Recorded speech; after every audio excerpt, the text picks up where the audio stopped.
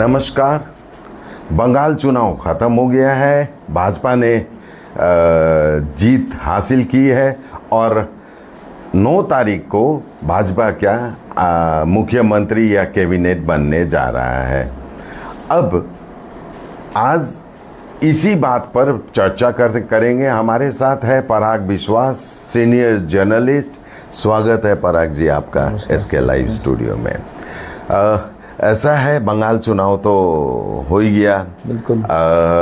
Post हिंसाएं काफ़ी पहले जो है दोनों चुनाव हम लोग देखे बिल्कुल शांतिपूर्वक ढंग से गया, एक मौत की खबर नहीं आई और first time in the history of Bengal बहुत दिनों बाद ऐसा 2006 से हम मतलब आंकड़े देखते आ रहे थे। हर चुनाव में, चाहे वो पंचायत चुनाव हो, डेथ रिपोर्ट होती थी, लेकिन फर्स्ट टाइम हम लोग देख रहे हैं कि पोस्ट पोल वायलेंस ज़्यादा हो रही है। हाँ, ये मतलब वायलेंस एंड 3 डेथ अभी तक रजिस्टर हो चुकी है। अब ये हालत है। अब ममता बनर्जी सीधा बोल दी है कि भाई मैं रिजाइन नहीं करूंगी क्योंकि मैं हारी नहीं हूं, है ना। और आज रात को 12 बजे उनका कार्यकाल समाप्त हो रहा है। बिल्कुल। और वो रिजाइन करेंगी नहीं। नॉर्मली मतलब हम लोग देखते हैं कि भाई वो रिजाइन कर, मतलब एक मुख्यमंत्री टर्म कंप्लीट होने से पहले वो रिजाइन कर देता हारते ही, तो फिर गवर्नर उनको बोलते हैं कि केयर टेकर आप मतलब जो है गवर्नमेंट कर लो टिल नेक्स्ट गवर्नमेंट फॉर्मेशन। अब यहाँ आज बंगाल की स्थिति मेरे को लग रहा है कि ये नहीं है कि गवर्नर उनको रिक्वेस्ट करेगा या नहीं करेगा। अगर मान लीजिए रिक्वेस्ट नहीं करते हैं और आज उनका टर्म खत्म हो रहा है और परसों यानी कि 9 तारीख को शपथ ग्रहण समारोह है, यानी कि कल का दिन और परसों जब तक शपथ ग्रहण नहीं होगा तब तक क्या संभावनाएं हैं, क्या क्या हो सकता है? क्या गवर्नर रूल लग सकता है, प्रेसिडेंट रूल फॉर 1 डे? या देखिए ऐसा है कि अगर हम कॉन्स्टिट्यूशनल प्रोविज़न को देखें तो आर्टिकल 164 में ये प्रावधान रखी गई है कि मान लीजिए अगर 1-2 दिन के लिए ऐसा क्राइसिस हो जाता है कि एक सरकार का जो जीवन काल है, टर्म है, वो ख़त्म हो जाती है और दूसरे सरकार का जीवन काल टर्म शुरू होने में 1-2 दिन का फासला रह जाता है दोनों के दरमियान। तो इस स्थिति में जो प्रोविज़न कॉन्स्टिट्यूशनल प्रोविज़न है वो ये है आर्टिकल 164 में कि governor can request rather ask शब्द का इस्तेमाल वहाँ पे किया गया है कि वो आस्क कर सकते हैं आउटगोइंग चीफ मिनिस्टर से कि आपका जो कैबिनेट है, आपका जो मंत्री है, आपका जो सरकार है, आप ही हुकूमत में रहिए, caretaker as a neutral caretaker government आप रहिए। नॉर्मल सिनेरियो में आ रहा हूँ हाँ, ऐसा है। लेकिन अगर जो स्थिति अभी है उसमें एक तो पहला कारण ये है कि ममता बनर्जी बोली है कि मैं इस जनादेश को मानता ही नहीं हूँ, मतलब जनादेश को तो मानता हूँ लेकिन इस जनादेश को ये मानता नहीं हूँ क्योंकि ये ECI द्वारा इसको बनाया गया है। ठीक है, ये सही तरीके से नहीं हुआ है। ये मतलब यहाँ पे बहुत सारी गलत काम हुई है। हम जीतने वाले थे, करीब 100 सीटों पर हमें हरा दिया गया है। ECI का ये जो है एक षड्यंत्र था, एक साजिश था और वो सरकार के साथ, केंद्र सरकार के मिलकर भाजपा के हुकूमत को यहाँ पर कायम करने के लिए उन्होंने ये किया है। ये उनका दलील है, इनका तर्क है और इस आधार पर वो कह रही है कि I am not going to resign. समस्या ये है कि आर्टिकल 172 में ये सीधी तरीके से लिखा हुआ है कि आपका अगर 5 साल का जीवन काल खत्म हो जाता है जिस दिन, उसी दिन आपको आप ऑलरेडी खत्म हो जाते हैं, आप रिजाइन करें मतलब आप करें, आपका कार्यकाल समाप्त है, कार्यकाल आपका समाप्त है। ये एक है। तो अब कार्यकाल समाप्त हो गया, वो कॉन्स्टिट्यूशनल क्राइसिस अभी बन नहीं रही है। नहीं, वो तो बनी नहीं रही है। आज अब रही बात दूसरी कि उनको रिक्वेस्ट किया जा सकता है, लेकिन ये सही बात आपने कहा है कि जिस तेवर के साथ वो अभी चल रही है और वो चल रही है, जो रुख वो अपनाई है, हाँ जो रुख वो अपनाई है और उनके लोग जो अपनाए हैं, सारे लोग मंत्रिमंडल के, तो इससे लगता तो नहीं है कि वो आसानी से मान लेगी। अगर ऐसा ही आसानी से वो मान लेती तो जनादेश भी मान लेती ईसीआई का सर्टिफिकेट भी एक्सेप्ट कर लेती और उसको प्रांत आपका वो इस्तीफा भी दे देती, लेकिन ऐसा तो हुआ नहीं है। उन्होंने जो किया है कि वो डट कर बैठ गई है कि नहीं, मैं रेजिग्नेशन नहीं दूंगी। तो इस स्थिति में गवर्नर तब प्रेसिडेंट के पास आग्रह कर सकते हैं कि article 356, because this is a constitutional crisis. Constitutional breakdown का मतलब ये नहीं है कि मतलब पूरा जो ढांचा है, संवैधानिक ढांचा, वो खत्म हो गया है, नहीं, वो नहीं या है, बहुत ज्यादा हिंसा हो रही है, हाथ के बाहर चली गई है एक सरकार का, ऐसा नहीं है। कभी कभी क्या होता है, ये जिस तरीके का आज हम स्थिति देख रहे हैं, इस सूरत हाल को देखते हुए वो ये रिकमेंड कर सकते हैं, बता सकते हैं राष्ट्रपति को कि ये स्थिति उत्पन्न हुई है, यहाँ पे आवश्यक है, कोई दो राय नहीं है किसी का, कोई दो चारा भी नहीं है, तो यहाँ पे प्रेसिडेंस रूल लगाया जा सकता है। अब ये देखना पड़ेगा कि किस रास्ते पर, हाँ, किस रास्ते पर गवर्नर चलना पसंद करते हैं। या तो अपने पास हुकूमत रखते हैं 1.5 दिन के लिए या करीब 2 दिन के लिए, फिर शपथ ग्रहण हो जाती है, नया सरकार आ जाता है, या फिर सीएम को शायद वो रिक्वेस्ट करेगी, एक फॉर्मल रिक्वेस्ट कर सकती है, मतलब आउटगोइंग सीएम को, आउटगोइंग ऑलरेडी हो जाएंगे आज रात में। अभी कितना टाइम हो रहा है, अभी बज रहा है आपका करीब 7-8 बजे, 8 बजे के करीब जा रहे हैं हम लोग, तो 8-9 बजे के सर में 2-3 घंटे 3-4 घंटे हम दूर हैं। तो ये प्रक्रिया हो जाने के बाद नॉर्मल प्रोसेस तो यही है, शायद कोई चारा नहीं होगा, कुछ ना कुछ वहाँ पे गवर्नर को स्टेप लेना पड़ेगा। मजे की बात यह है कि एक शब्द का बहुत इस्तेमाल होता है, प्लेजर ऑफ द गवर्नर, मतलब गवर्नर जो तय करेंगे, ये pleasure of the, during the pleasure of the governor. तो ये गवर्नर से गवर्नमेंट जुड़ा हुआ है। जब तक गवर्नर सोचेंगे सही कि ये सही निर्णय लिया जा सकता है, जैसे कि मान लीजिए हमारे गवर्नर ने बहुत अच्छा एक चीज़ किया है, उन्होंने ये कार्यकाल को ख़त्म होने दिया। मान लीजिए कार्यकाल ओवरलैप कर जाता 9 तारीख को, 11 या 12 तारीख तक, तब गवर्नर क्या करते हैं, ये भी एक कॉन्स्टिट्यूशनल क्राइसिस बनता। मान लीजिए 9 तारीख को शपथ ग्रहण हो रही है और 12 तारीख को ममता बनर्जी का आउटगोइंग गवर्नमेंट का दिन खत्म होता, टर्म खत्म होता, तो वो 3 दिन क्या होता, 2 मुख्यमंत्री तो नहीं रह सकता, 2 काउंसिल ऑफ मिनिस्टर्स तो नहीं रह सकता। उस स्थिति में भी 164 के अंदर साफ लिखा हुआ है, आर्टिकल 164 के अंदर, कि governor has the power to dissolve the cabinet and the chief minister. वो डिसॉल्व कर सकते थे, ठीक है। यहाँ उन्होंने ये किया नहीं, क्योंकि इसका आवश्यकता पड़ी नहीं। उनको पता था कि जो कार्यकाल है, जीवन काल है, उनका खत्म हो जाएगा, कार्यकाल खत्म हो जाएगा, और फिर जो है उसके बाद नया सरकार शपथ ग्रहण करेगी। देखिए, ये तो 2 ही चीज हो गई। आपको क्या संभावना ज्यादा दिखती है? प्रेसिडेंट रूल अगर कॉन्स्टिट्यूशन के अनुसार आप जाए, संविधान के अनुसार जाए, तो 2 दिन के लिए और कोई चारा है नहीं प्रेसिडेंट रूल लगाने का बजाय। मतलब गवर्नर को caretaker, as a caretaker government, governor will work. हाँ, मतलब instead of the CM the governor will work as the caretaker government, क्योंकि सीएम तो मैं समझता हूँ उनका फोन भी शायद रिसीव नहीं करेंगे अभी, जिस तेवर से वो हैं। अगर कोई एमिसरी, मतलब कोई दूत भी भेजा जाए उनके पास, मैसेंजर भी भेजा जाए, तो जिस तेवर में है अभी ममता बनर्जी, वो तो कुछ बोलेगी नहीं। लेकिन सवाल ये है कि जनादेश को मानना चाहिए। और सबसे मजे की बात यह है कि उनके, आपने जैसे कहा ना, दल के सारे लोग नहीं, बहुत सारे लोग ऐसे हैं, मैंने देखा है टीवी इंटरव्यूज में भी और उनका खुद का रील्स में भी, कि वो ये कह रहे हैं, पब्लिक प्लेटफॉर्म में कह रहे हैं कि हम जनादेश को मानते हैं, जनता ने हमारे साथ न्याय ही किया है, क्योंकि जनता के न्याय सर्वोपरि है, ये मान रहे हैं। वो कई लोगों ने माना है ये, लेकिन इसके बावजूद भी ममता बनर्जी नहीं मान रही है। तो यहाँ पे जो सिचुएशन बन रही है अभी, मैं समझता हूँ गवर्नेंस रूल छोड़ के और कोई चारा नहीं है। लेकिन एक चीज़ यहाँ पे कर सकते थे ये लोग, बहुत जल्दी अगर शपथ ग्रहण कर लेते। जल्दी शपथ ग्रहण क्यों नहीं हो रही है, ये भी एक सवाल है। क्योंकि मान लीजिए आज खत्म हो रही है कार्यकाल, अगर आज शाम के 5 बजे आप सिर्फ मुख्यमंत्री को शपथ ग्रहण करवा देते, सिर्फ मुख्यमंत्री, तो ये क्राइसिस नहीं होता। आपका कैबिनेट, तो फिर देखिए ये जो नामें आ रही है ना, फ्लोट कर रही है सोशल मीडिया में, मीडिया में, कि फलाने को ये दफ्तर मिलेगा, उनको ये दफ्तर मिलेगा, इसमें कोई सच्चाई नहीं रह सकती है। क्योंकि बहुतों को शायद ये पता नहीं है कि जब गवर्नर गवर्नमेंट फॉर्म करते हैं ना, चीफ मिनिस्टर जब कुछ शपथ दिलवाते हैं, गवर्नर ही शपथ दिलवाते हैं, उसके बाद चीफ मिनिस्टर एक लिस्ट उनको देते हैं कि these are my cabinet ministers and with the advice of the governor, स्पष्ट रूप से लिखा हुआ है, नहीं, वो उनके तो, उपदेश के अनुसार बनता है। तो आप सिर्फ मुख्यमंत्री को ही बना देते, फिर मान लीजिए 9 तारीख को शपथ या 12 तारीख को या बाद में 13 तारीख को 14 तारीख को शपथ ग्रहण करते। अच्छा चलिए, ये तो मतलब अब देखते हैं, आज रात तक पता बिल्कुल। चल जाएगा। हाँ। अब दूसरा, उत्तर बंगाल है ना। फर्स्ट टाइम उत्तर बंगाल को ये एक मौका मिला है कि भाई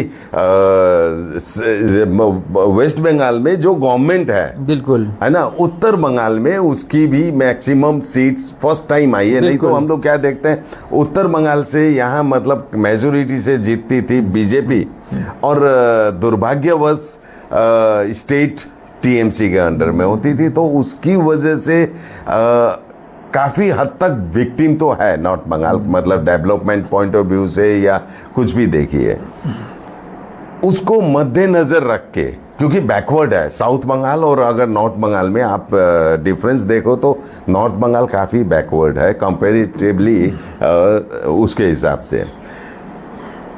अब बातें उठ रही है कि एक उप मुख्यमंत्री नॉर्थ बंगाल से होना चाहिए। आपको क्या लगता है कि होना चाहिए? देखिए, अभी तक जो कैबिनेट का नाम आई है, मैं उस पर विश्वास नहीं कर रहा हूँ, क्योंकि अभी तक उस पर सरकारी मुहर तो नहीं हो ही लगा नहीं है, ये सकता। फ्लोट कर रही है। वहाँ पे उत्तर बंगाल से जो मंत्री बनाए जा रहे हैं, वहाँ पे मैंने देखा है कि डिप्टी सीएम का कोई प्रावधान पर रखा नहीं गया है, नंबर 1।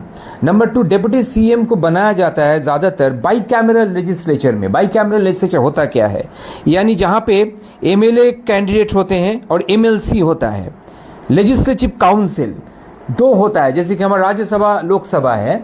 यहाँ पे जब इस तरह के जो कुछ राज्य हैं जहाँ पे 2 सदन होते हैं, एक आपका एमएलसी जो जाते हैं मेंबर ऑफ लेजिस्लेटिव काउंसिल, एक लेजिस्लेटिव काउंसिल होता है, और एमएलएस लोग जाते हैं लेजिस्लेटिव असेंबली में। अब इन सब जगहों में जो है, यहाँ पे अगर आप देखेंगे, वहाँ पे डिप्टी सीएम रखा जाता है। जैसे कि बिहार में सम्राट चौधरी इतना दिन थे, अभी नीतीश कुमार हट जाने के बाद से सम्राट चौधरी मुख्यमंत्री बन चुके हैं। तो ये प्रावधान होती है, और ये भी डिपेंड करता है कि आपका पॉपुलेशन कितना है। हाँ, लेकिन मैं समझता हूँ कि पश्चिम बंगाल में शुरू से ही 2 सदन होनी चाहिए थी, क्योंकि उत्तर बंगाल काफ़ी कट ऑफ रहता है दक्षिण बंगाल से, नंबर 1। नंबर 2 ये है कि अगर आप देखेंगे औद्योगिकरण की बहुत कमी है हमारे यहाँ, बहुत पूरे राज्य में ही है, लेकिन यहाँ पे कुछ ज़्यादा ही है। यहाँ पे कारखाने दिखते नहीं है, कि हम कारखाने की चिमनी नहीं देखते। एक बात तो अच्छी है कि एनवायरमेंटल पोल्यूशन नहीं होती है, लेकिन प्रदूषण नहीं होता है, लेकिन डेवलपमेंट को भी तो ख्याल में रखना पड़ेगा। और है इंफ्रास्ट्रक्चर डेफिसिट्स, यानी ये जो घाटा है इंफ्रास्ट्रक्चर में। इंफ्रास्ट्रक्चर क्या है, बहुत सारे लोग इंफ्रास्ट्रक्चर के बारे में कहते हैं। अब संरचना हिंदी में कहते हैं इसको, ये बहुत ही डिफिकल्ट शब्द है, मैं इंफ्रास्ट्रक्चर शब्द ही इस्तेमाल करूंगा। इंफ्रास्ट्रक्चर में क्या होता है कि आप जब भी कोई इंडस्ट्री बनाते हो, कुछ फैक्टर्स होता है, ज़मीन, लेबर, मजदूर, कैपिटल, कितना आप वहाँ पे पूंजी लगा रहे हो, आपका वो इंडस्ट्री जो आप उद्योग लगा रहे हो, वो जो खनिज पदार्थ है, जो और भी सारे पदार्थ है, उससे कितने दूरी पर है, कितना जल्दी और कितने कम खर्चे में वहाँ से जो है कच्चा माल जो है यहाँ तक लाया जा सकता है प्रोडक्शन के लिए, चीज़ें बनाने के लिए। ये सारी चीज़ों को देखा जाता है। और बहुत सारे लोग ये जानते नहीं है कि इंफ्रास्ट्रक्चर में क्या आता है। इंफ्रास्ट्रक्चर में आता है एनर्जी रिसोर्स, मतलब गैस कितना जल्दी यहाँ पहुँच सकता है। सर, मेरा प्रश्न इज वेरी सिंपल। मैं आ रहा हूँ उसी पे आ रहा हूँ। हाँ, यहाँ पे एक पुअर कनेक्टिविटी की वजह से, खराब कनेक्टिविटी उत्तर बंगाल में सबसे बड़ा चुनौती है। आप जो कह रहे हैं पिछड़े में है, ये पिछड़े में इसलिए है क्योंकि खराब कनेक्टिविटी है, वही इंफ्रास्ट्रक्चर है। ठीक है, मतलब आप मान लीजिए बिजली को ले लीजिए, आप मान लीजिए जल को ले लीजिए, पानी का ले लीजिए आप, उसके बाद आप मान लीजिए एनर्जी सोर्सेज को ले लीजिए, ऊर्जा, कितना ऊर्जा कहाँ से आ सकती है, कितना खपत होगा, इन सब चीज़ों में हम काफ़ी पीछे हैं। और आप सब, एक आसान सा मैं आपको बात बता रहा हूँ, ग्रामीण निर्भरता अभी भी है उत्तर बंगाल में। आप देखेंगे हर चीज़ के लिए निर्भरता है, ग्रामीण निर्भरता। इसीलिए प्रश्न यही है कि भाई आज एक डिप्टी सीएम मतलब हो गया कि सेकंड पर्सन, तो उस हिसाब से मैं थोड़ा सा मैं बता दूं और एक दो पॉइंट। और बहुत ज़्यादा गरीबी यहाँ पे है। आपको अजीब लगता है मुझे जब भी हम लोग ड्राइव पे जाते हैं बाहर, कि सिलीगुड़ी में अभी, सिलीगुड़ी काफ़ी बड़ा शहर बन चुका है, ऑलमोस्ट एक मेट्रोपॉलिटन सिटी बन चुका है। आप यहाँ से सिर्फ 20 किलोमीटर नहीं, आप ज़्यादा नहीं 6-7-8 किलोमीटर जाइए सुखना की तरफ, टी गार्डन के इलाके में आप देखें कितने गरीबी है, कितने मुफलिसी है वहाँ पे। जो है लोगों को मतलब पर्याप्त साधन तो उपलब्ध होते ही नहीं है, और बहुत ही खराब उनका मतलब अमानवीय कार्य और जीवन परिस्थितियां हैं वहाँ पे। आप देखेंगे अगर हम कभी जाते हैं वहाँ पे काम से, तो अत्यधिक गरीबी है, बुनियादी सुविधाओं की कमी है, और असुरक्षित वातावरण में वो जीते हैं। कैसे? मैं बता रहा हूँ आपको, असुरक्षित वातावरण में इसलिए जीते हैं क्योंकि देखेंगे बहुत ज़्यादा डेंगू वगैरह आप देखेंगे टी गार्डन्स एरिया में होता है। आपने देखा है कि स्टैटिस्टिक्स, काला जर वगैरह, डेंगू वगैरह, मलेरिया वगैरह, मलेरिया तो मार्शी एरिया में होता ही है, इन सब जगहों पे होता है। और इसके अलावा यहाँ पे हमारे बहुत सारे प्राकृतिक संसाधन है, मैं जो कह रहा था प्राकृतिक संसाधन है, लेकिन प्राकृतिक संसाधन से जो मतलब इंडस्ट्रियल लगेगा उसकी दूरी कितनी होगी, एनर्जी कैसे आएगा, ऊर्जा कैसे आएगी, ठीक है। तो ये सारा चीज़ एक साथ, और इसमें भी तो खराब हालत है ही हमारे टी गार्डन्स में। आप देखिए 250 से 268 रुपया यहाँ पे। नहीं, ये तो बढ़ने वाला है, ये मतलब वादा तो किया है, लेटेस्ट मुझे में आ रहा हूँ मैं कि वादा तो किया है, तमिलनाडु, केरला और असम से काफ़ी पीछे है।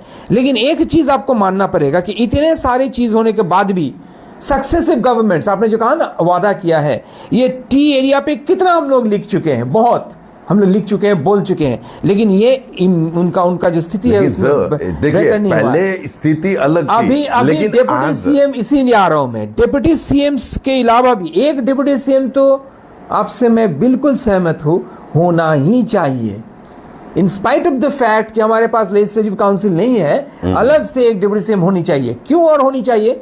क्योंकि गंगा के इस पार और गंगा के उस पार बहुत फर्क है, तहजीबी फर्क है, ठीक है, माली हालत में फ़र्क है, यहाँ के लोगों के सोच में फ़र्क है, उनके सोच हमारे सोच मुख्तलिफ है।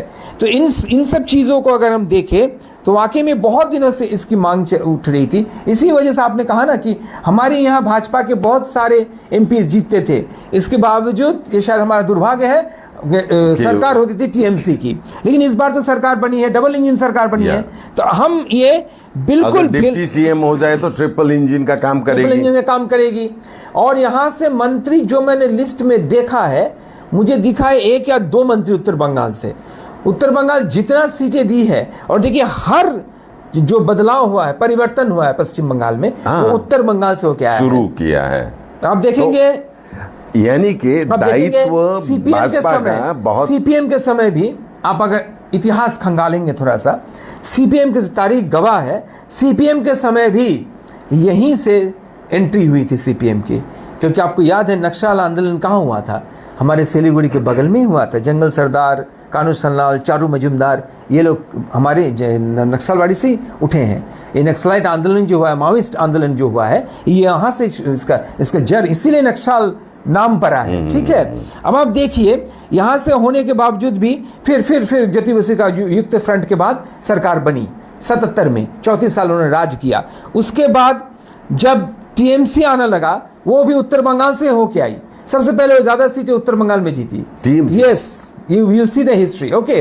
अब भाजपा के साथ भी वही हुआ, यहीं से घुसते हैं यहाँ के लोग थोड़ा ज्यादा। अभी तो लोग ये कह रहे हैं कि what north Bengal thinks today, south Bengal thinks tomorrow, ठीक है। क्योंकि पहले ही लोग 5 साल पहले ही लोगों ने शंकर घोष को एमएलए बना दिया था, आनंदमय बर्मन को एमएलए बना दिया था। किस उम्मीद में बनाए थे यहाँ के लोग कि सरकार बनेगी, हमारे यहाँ से मंत्री बनेंगे तो हमारा विकास होगा। उत्तर बंगाल को हर समय दरकिनार किया गया है, नजरअंदाज किया गया है। आशा करते हैं इस बार शायद एक होनी चाहिए आशा कि हमारी मांग है आपकी इस प्लेटफॉर्म से, एक पत्रकार होने के नाते यहाँ के लोगों के बारे में पिछले 28 सालों तक करीब से इनको देखने के बाद, टीवी में बोलने के बाद, न्यूज़ बनाने के बाद, पत्रकारिता में, न्यूज़पेपर में इतना दिन पत्रकारिता करने के बाद हमने यही कहा है कि बार बार कि उत्तर बंगाल बन जाए। आप सोचिए एक बार, मैं आपको छोटा सा एग्जांपल दे रहा हूँ। आप नक्सलवाड़ी में आज भी जाएंगे ना, तो लास्ट बस 9 बजे वहाँ से खुलती, 8:30 बजे आते, 8 बजे। ये कनेक्टिविटी का हालत है। किसी एक डॉक्टर दोस्त मुझसे कह रहे थे कि मैं जब चेंबर में जाता हूँ माथाभांगा में या तूफानगंज में, मुझे हर बार पेशेंट देखते देखते ख्याल रहता है कि कहीं लास्ट बस ना छूट जाए। ये कमी है यहाँ की, आज भी है। आप मानिए कि सिलीगुड़ी से 24 किलोमीटर दूर है सिलीगुड़ी मेट्रोपॉलिटन सिटी, ठीक है, it is called second Calcutta. वहां से 24 किलोमीटर दूर में लोग सोचते हैं कि कोई भी रिश्तेदार के घर में जाते हैं, हम मेरे साथ भी हुआ है, वो नक्सल में बैठे हुए हैं, वो हाथी के समय बैठे हुए हैं, वो केस्टोपुर में बैठे हुए हैं, वो सोचे कि कब हमको बस मिलेगा, अरे लास्ट बस निकल जाएगा, मेरे को जाना पड़ेगा।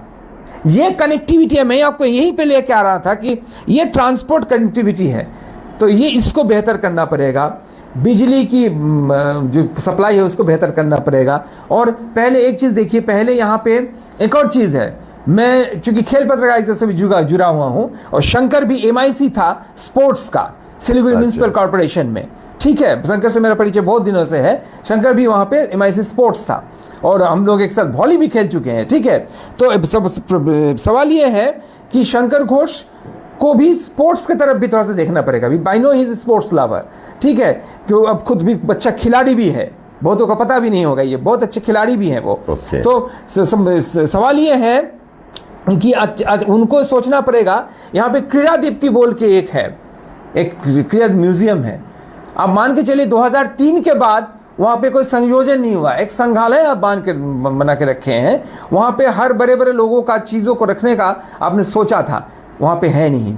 उसके बाद एक समय मुझे दिलीप वेंसारकर, करसन गावरी जो यहाँ पे आते थे, हम लोग इंटरव्यू लेते थे, बाहर भी मैंने पूछा है कि why Siliguri is not a venue for one day international और T20 और IPL वेन्यू। आसानी से बन सकता था सिलीगुड़ी, स्टेडियम बनाना पड़ा हुआ है, ये योजना बड़ी। और एक स्टेडियम बनने से क्या होता है बोलिए, तो सिलीगुड़ी का विकास, जो पुराने लोग सुन रहे हैं उनमें से सहमत होंगे, सिलीगुड़ी का पहला विकास का पड़ाव था 1986 साल का नेहरू गोल्ड कप।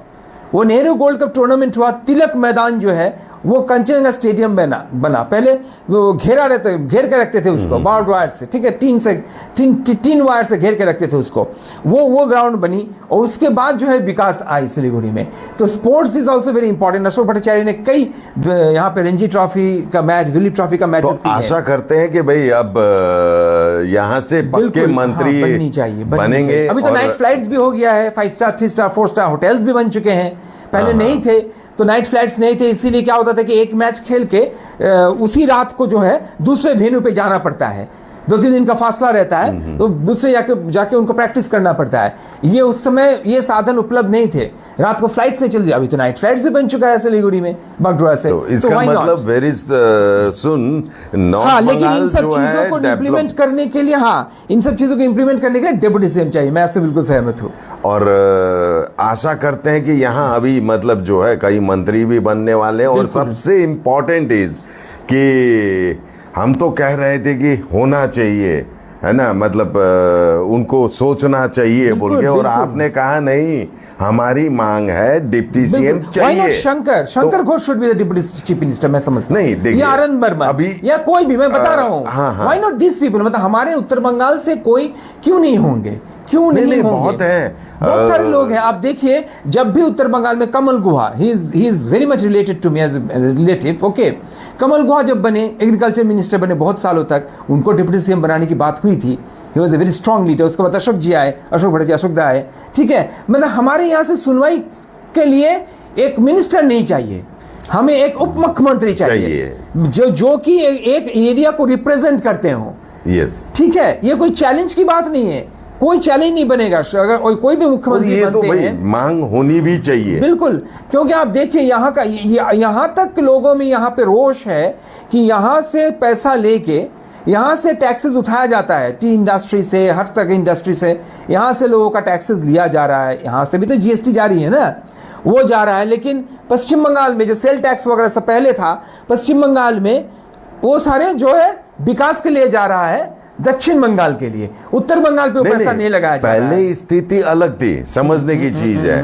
लेकिन फर्स्ट टाइम मतलब उत्तर बंगाल को तो मैं तो यही देखा हूँ जब से ये चैनल किया है कि भाई यहाँ अलग मतलब जो है जीत कर आते हैं लोग, और वहाँ मतलब जो है इसलिए अभी तक कलकत्ता वाले आप कह रहे इग्नोर हैं कि किए डबल हुए हैं। इंजन सरकार दोनों तरफ हो गई है अब। हाँ, अब तो दिल्ली मैं बोल कलकत्ता, रहा हूँ कलकत्ता कि सिलीगुड़ी। अब तो ट्रिपल इंजन सरकार ट्रिपल हो इंजन गई सरकार है, हो गई है। और ट्रिपल इंजन का काम बढ़िया से हो उसके लिए बिल्कुल। डिप्टी सीएम मतलब चाहिए। नॉर्थ बंगाल देखिए जस्ट टूरिज्म स्पॉट बन के रह गया है। जहां तक मुझे खबर है, शायद शंकर घोष को ये कोई आधिकारिक खबर नहीं है, जहां तक शायद उनको पर्यटन मंत्रालय दिया जाए, लेकिन मैं चाहता था कि उन्हें स्पोर्ट्स और एजुकेशन दिया जाए, स्पोर्ट्स से एजुकेशन दिया जाए, ठीक है, क्योंकि ये दोनों अच्छे तरीके से नहीं, ये तो नहीं वो उनका सोच है, हम मांग कर ही सकते हैं उत्तर बंगाल के लोग के हिसाब, क्योंकि हम डिप्टी सीएम का मांग कर रहे हैं, तो ये क्यों नहीं करेंगे हम। हाँ, तो ये चीजें हैं, पर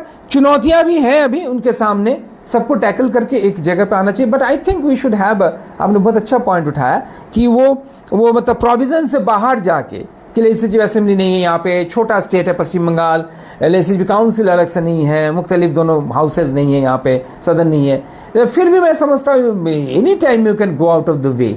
ऐसा कोई कॉन्स्टिट्यूशनल प्रोविजन मुझे दिखा नहीं अभी तक कि you can not have a deputy CM in a state where there are not two houses, there only one house, there is only one house, ऐसा नहीं देखा है मैंने कभी भी, तो पाबंदी नहीं होनी चाहिए। तो आशा करते हैं कि भाई इस बार उत्तर बंगाल को एक डिप्टी सीएम मिलेगा, कई मंत्री मिलेंगे, क्योंकि एक गोरखा मंत्री को भी बनाने की बात हो रही है, तो इतने मंत्री हो गए तो अब डेवलपमेंट तो पक्का है। और वेरी सुन हम लोग मतलब जो है उत्तर बंगाल की डेवलपमेंट देखेंगे, ये उम्मीद या आशा हमें है बिल्कुल। तो चुनौतियां भी बहुत ज़्यादा है पार्टी के सामने, भाजपा के सामने चुनौतियां भी है, जैसे कि आपने कहा कि ये सारी चीज़ें अगर मांग पूरी ना हो, ये पहला चुनौती है। नहीं, चुनौती तो काफ़ी है, जैसे कि चुनौती की बात करें, हाँ ये एक है कि भाजपा पहली दफा बंगाल में आई है, और बंगाल का अलग है, मतलब कंपैरेटिवली अगर ऑल इंडिया हम लोग देखते हैं तो बंगाल का परिवेश बिल्कुल अलग है। उस सिचुएशन में उन भाजपा के पास क्या क्या चुनौती का सामना करना पड़ सकता है, जरा इस पे भी एक बार बातचीत हो जाए। ठीक है, मैं आपको बता रहा हूँ, सबसे पहला चुनौती तो भाजपा के ये रहेगा कि उत्तर बंगाल के लोग इस बार बहुत उम्मीद लेके बैठे हुए हैं, उस उम्मीद पे खरा उतरना पड़ेगा। पहला चुनौती नहीं, वो तो है ही है, एकदम पहला चुनौती ये रहेगा, ठीक है। दूसरा चुनौती ये रहेगा कि यहाँ के टूरिज्म को भी डेवलप करे, ठीक है, यहाँ के पर्यटन को, और टूरिज्म तो स्पेशली मोदी जी बोल के गए हैं यहाँ पे। और तीसरा पहलू ये है कि यहाँ पे आपने जैसा कहा है, यहाँ पे गोरखालैंड की मांग था, केपीपी का मांग था, कामतापुर राष्ट्र का, ग्रेटर कुछ बिहार का मांग है, इसलिए 3 क्षेत्रीय संगठन जब अलग अलग मांग कर रहे हैं अपना क्षेत्र का अलग करने का, तो इस बारे में इस भाजपा सरकार को बहुत बहुत सतर्क रहना पड़ेगा, इस जगह को थोड़ा सा खुश रखना पड़ेगा। नंबर 2, नंबर 3 ये है कि यहाँ का जो पल्स है वो बिल्कुल दूसरे राज्य से अलग है, इसलिए हम बराबर कहते थे कि what Bengal thinks today, India thinks tomorrow, ठीक है। तो यहाँ का पल्स अलग है। यहाँ पे चुनौती ये है कि यहाँ पे 30 से 35% अभी भी वो वोटर हो या ना हो अल्पसंख्यक लोग हैं। यहाँ पे एक बहुत बड़े तादाद के, हर शहर में थोड़ा कुछ शहर में बहुत ज़्यादा है, दुर्गापुर, आसनसोल, सिलीगुड़ी में गैर बंगाली, मतलब जो दूसरे राज्य के लोग हैं, जो यहाँ पे बहुत सालों से रह रहे हैं, 4-5 पुश्तों से रह रहे हैं, करीब मैंने पूरी तरीके से बंगाली बन चुके हैं वो।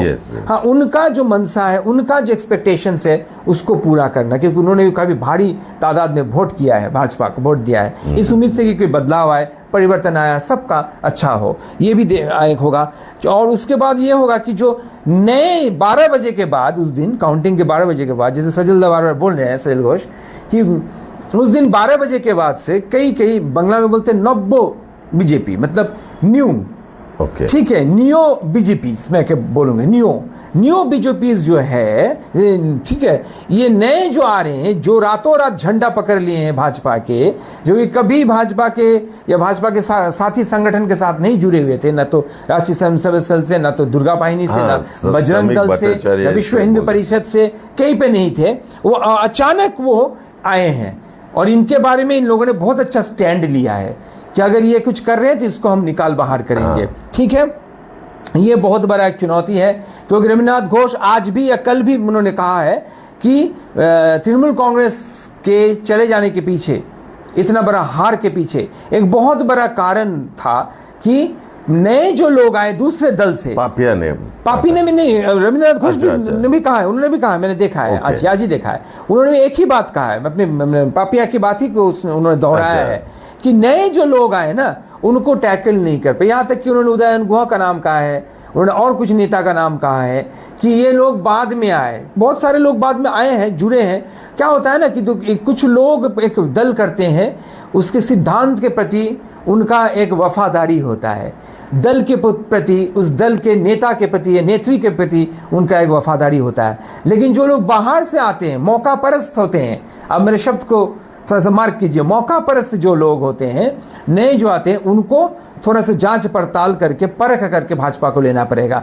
क्योंकि ये लोग जो लोग हैं, साधारण लोग, उन्होंने वोट दिया है इसलिए क्योंकि वो फेसेस, वो चेहरे वो देखना नहीं चाहते हैं कि वो फिर आके उन पर धौस जमा रहे हैं, धाक जमा रहे हैं, ठीक है, ये नहीं देखना चाहते हैं। तो एक ही फेस को अगर आप बार बार रखोगे तो अभी बहुत लोग सवाल कर सकते हैं कि शुभेंदु अधिकारी तो खुद भी वही है, सौमित्र खान भी वही है और निशित प्रामाणिक भी वही है, लेकिन इन लोगों ने कई सालों से पार्टी को जाना है करीब से, अपना बहुत इन्होंने खून पसीना दिया है पार्टी के लिए, अपनी जान को जोखिम में डाला है, उसके बाद वो सरकार में आ रहे हैं। उनका बात अलग है, वो नेतृत्व में है, लेकिन साधारण कार्यकर्ता, मैं तो समझता हूं कि भाजपा ने कहा है कि हम कोई नेता नहीं लेंगे टीएमसी से, ये भी कहना चाहिए था कि हम कोई कार्यकर्ता को बिना परख हम करके नहीं लेंगे। एक समय मालूम है आपको, लेफ्ट फ्रंट में घुसना बहुत मुश्किल होता था, कोई भी वामपंथी दल में आपके लिए वहाँ पे जगह कर लेना, मेंबर बनना, पार्टी मेंबर बनना बहुत कठिन होता था, क्योंकि वो रेजिमेंटेड पार्टी था। भाजपा भी रेजिमेंटेड पार्टी है।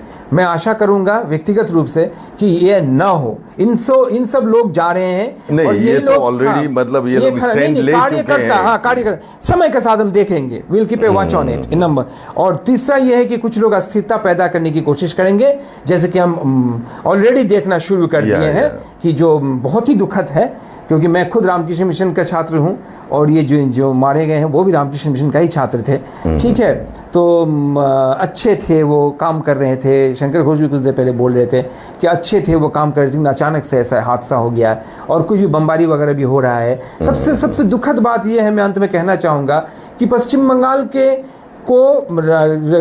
के राजनीति को, सियासत को हिंसा मुक्त करना, हिंसा से अलग थलग करना, ये बहुत ज़रूरी है। इस बार हम लोगों ने काफ़ी इसको हासिल किया है। अच्छा, आपने जैसे शुरू में ही कहा है कि सच में और इस बार इस तरीके का इलेक्शन हम कभी सपने में नहीं सोचे थे। और भाजपा का वैसे भी देखा जाए, UP, Bihar real example in front of us. आप तो बिहार में बड़ा हूँ, आपको मैं बोल भी रहा था ऑफ द कैमरा कि बिहार में एक समय इतना धांधली था, लालू प्रसाद यादव के समय, हम लोग उस समय कॉलेज में थे, बिहार में इस तरीके का धांधली था, मतलब हर क्षेत्र में भ्रष्टाचार।